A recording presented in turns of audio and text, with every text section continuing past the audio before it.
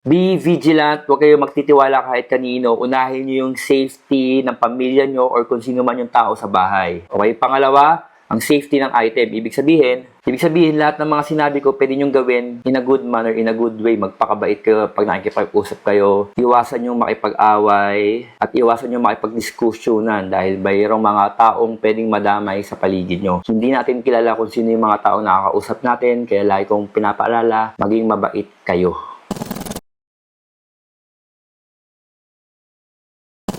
Mga brother, pag-usapan natin ng maayos kung paano tayo makakaiwas sa mga lalamove rider na ayaw lumaban ng patas, ayaw magtrabaho ng marangal. Itong mga tips na ibibigay ko, personal na ginagawa ko sa Jonathan's Toy Store para maiwasan ako na maloko ng mga lalamove rider. Una mga brother, ganito kasi yan eh. Si Panga, kapag nag-ayos ng item, kumpleto ng photo. So mahalaga yon, after ng invoice, dapat kumpleto kayo ng photo. Yun ang ginagawa ko personally, okay? So, hindi ko naman sinasabi na gawin nyo to, pero may option kayo na pwedeng gayahin yung sistema ko para hindi tayo ma-scam ng mga lalamove rider. Una, pinipicturean ko yung item na nabili ni buyer. Pinicturean ko yung item ni buyer, tapos pipicturean ko rin siya kung paano ko pinak, tapos pipicturean ko rin yung itsura na nasa loob niya ng plastic or paper bag or eco bag. So, ganun yung ginagawa ko. Sa labas ng packaging, hanggat maaari, kung hindi naman kayo nagmamadali, kailangan kumpleto. Name, full name ni buyer, contact details, tsaka address. Para in case mawala yung item, like ma-misplace or maitapon, di ko alam kung anong pwedeng mangyari, di ba? Or ma-lost and found. Merong details ni buyer para kukontakin na lang if ever gusto ibalik yung item. Or mas maganda rin, lagyan nyo ng sarili nyong details. Kung medyo pribado kayong tao, name and contact number, okay na yun. Pangatlo, mga brother, iba-iba tayo ng case kapag nagbubook tayo ng lalamove. May mga seller na sila ang nagbubook ng lalamove at may mga seller na pinagbubook nila si buyer. Walang mali doon, mga brother. Parehas yun, okay. Kumbaga kung ano yung sistema na shoot para sa business nyo, go. Sa case ni Panga, hanggat maaari, 90% of the time or 95% of the time, ako ang nagbubook. So, paano ang sistema ko sa booking? Ilalagay ko yung details kay lalamove, lahat, number, name, and address. Tapos, before ko i-book, isi-send ko muna yung screenshot ng lalamove kay buyer. Aantayin ko mag-confirm si buyer kung tama yung details na nilagay ko. Kapag walang confirmation, kahit sigurado ka dahil dating buyer mo na siya, hindi ko binubook. Para lang sure na may tatanggap doon sa drop-off. Ano yung advantage ko kapag ako nagbubook? Kontrolado ko kasi mga brother. Mayroon akong kakayanan na i-cancel yung rider kapag hindi ko trip. Kapag medyo tagilid yung rating, hindi ko siya i-book, kumbaga kaya ko siya i-cancel. Kung si buyer ang nagbo-book, tas any lang, medyo delikado. Lalo na, baka mamaya mali din yung nailagay na details, di ba? So, magkakaproblema pa kayo, baka magtalo pa kayo. Ang susunod natin, kapag nakapag-book na kayo sa mga rider, make sure na complete yung details sa note. Sa case ko, ang nilalagay ko lagi is yung basic instruction kung paano pumasok sa street namin kasi may ibang naliligaw. Pangalawa, nilalagay ko roon na kailangan ko ng mga details like ID, photo, and plate number. Kumbaga, pipicturean ko sila. So, nilalagay ko sa note yun. Tapos, minsan may mga buyer na gusto nila GCash payment. Nilalagay ko rin na GCash payment. Para maliwanag, kumbaga, bago sila pumunta at nabasa nila yon, alam nila kung ano yung ine-expect ni pick up na kukuhain from them. Okay, sana gets nyo yun. Ano ba yung mga hinihingi ni Pangs na details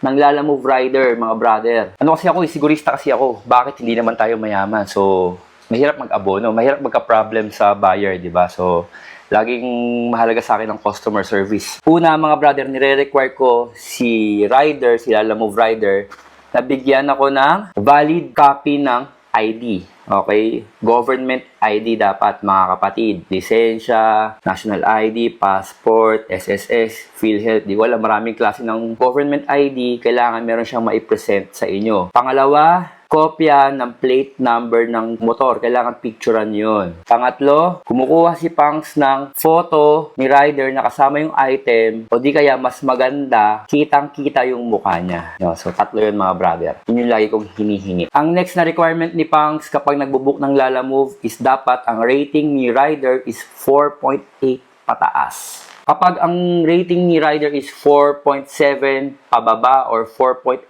pababa, kinakancel ko na agad yung booking once na makita ko agad yung profile nila.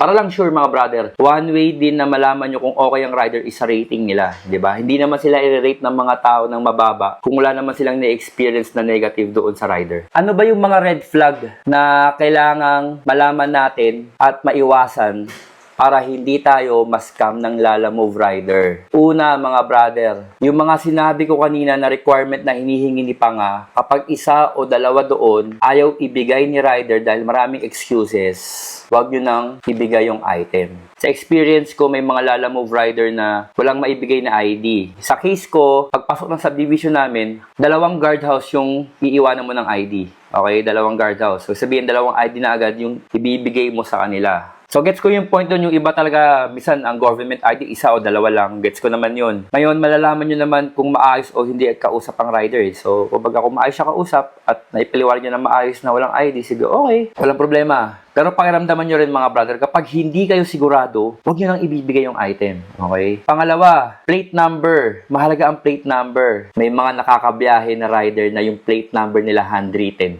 Naka-experience na ako nyan. Handwritten yung plate number ni rider. So, medyo off na ako doon. Una. Pangalawa, walang maipakitang ID dahil daw naibigay sa guardhouse. So, ako given na yun. So, 2 na mga brother. Ang okay lang sa kanya is mataas yung rating niya, 4.8. So, ako, wini-weigh in ko yung kumbaga para siyang test paper na kapag 1/3 lang ang score mo sa akin, pasensya ka na kahit na okay ka at walang masamang record, hindi ko na pinapadala para sigurado. Regardless kung mura man o mahal yung item na ipapadala nyo. 100 man yan o 100,000, wag na.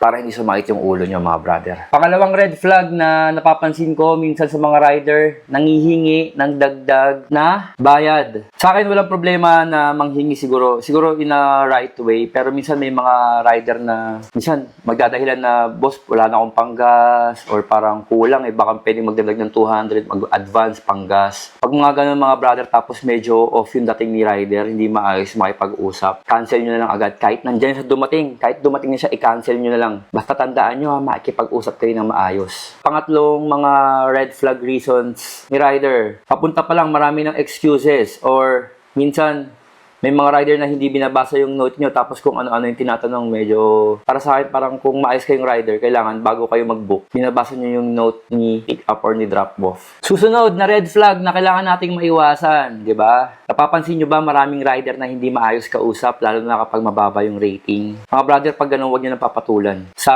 telepono parang medyo parang masungit na, pasigaw na, or parang galit, di ba? On the way pa lang, i-cancel nyo na, or pagdating dito sa drop off or sa pick up, hindi na maayos kausap, diba parang walang manners, huwag nyo na ibigay yung item para lang tayo sure. Susunod na red flag mga brother. Katulad na sinabi ko kanina, kapag ayaw gawin yung pagbibigay ng valid ID, pag-take ng picture ng plate number, or hindi maayos yung plate number, or ayaw niya picturean nyo siya nakasama yung item, huwag nyong ibibigay mga brother ha, huwag nyong ibibigay yung item. Susunod na red flag mga brother, lagi nyong titignan yung details ni Lalamove rider. Kung iba ang pangalan sa Lalamove details at iba yung pangalan sa ID, medyo magtaka na kayo. May mga na-experience ako na ganun. Pero yun nga, uulitin ko lang, kayo ang makakaramdam niyan kung okay si rider o hindi. Kasi may iba na, boss, ginamit ko lang yung account ng tatay ko. Boss, ginamit ko lang yung account ng kaibigan ko. Pero maayos naman makipag-usap, mataas yung rating. So, pag ganun, binibigay ko naman yung item. Wala naman nangyayaring masama. Pero yun nga, papakiramdaman nyo mga kapatid ha. Papakiramdaman nyo.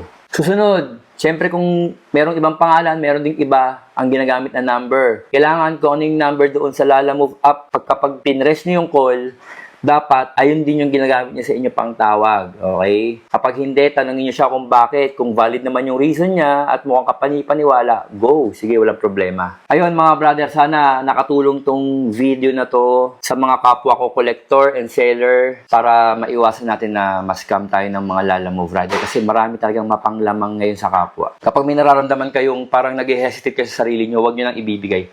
Walang mawawala, paliwanag lang ng maayos doon kay buyer or kay seller man na, boss, ganito ganyan, ganito yung nangyari, hindi ko pwede ibigay. Para din, papanatag tayo na maayos yung transaction ng business natin. Sa mga brother, tatandaan nyo, karamihan ng mga drop-off at pick-up location ng Lalamove sa mismong bahay natin. Be vigilant, huwag kayo magtitiwala kahit kanino. Unahin nyo yung safety ng pamilya nyo or kung sino man yung tao sa bahay. Okay, pangalawa, ang safety ng item. Ibig sabihin, lahat ng mga sinabi ko, pwede nyong gawin in a good manner, in a good way. Magpakabait kayo pag nakikipag-usap kayo. Iwasan yung makipag-away at iwasan yung makipag-diskusyonan dahil mayroong mga taong pwedeng madamay sa paligid nyo. Hindi natin kilala kung sino yung mga taong nakakausap natin, kaya lagi kong pinapaalala, maging mabait kayo.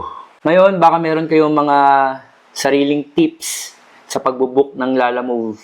Please comment down sa video natin kasi kailangan natin ng tulong. Kailangan natin magtulungan para pare-pares tayo hindi ma-scam ng mga Lalamove rider. At saka yun, kapag meron kayong tanong kay Pangs at kaya kong sagutin, please comment nyo lang din. Sana nakatulong yung video mga brother kasi diba hirap na ngayon, diba? Sobrang hirap na ngayon. Last na tip na ni Pangs. Ito, mga brother, pwede nyo i-apply to kahit saan. Huwag nyo nang antayin na kayo mismo ang magkamali. Kunyari, may mga friends kayo na nag-post sila na scam sila ni Lalamove or nag-ito sila, nagkaroon sila ng problem tungkol sa ganyan at close naman kayo. Okay, pwede nyo silang tanongin na, brother, ano nangyari? Para maiwasan ko. At malaman mo kung ano yung pwede mong gawin. Itong mga ina-apply ko sa business ko ngayon, karamihan nito, bunga ng experience ng mga kaibigan ko pagdating sa Lalamove delivery nila. Kumbaga, inaagapan ko na at ginagawan ko ng paraan mismo sa toy store ko.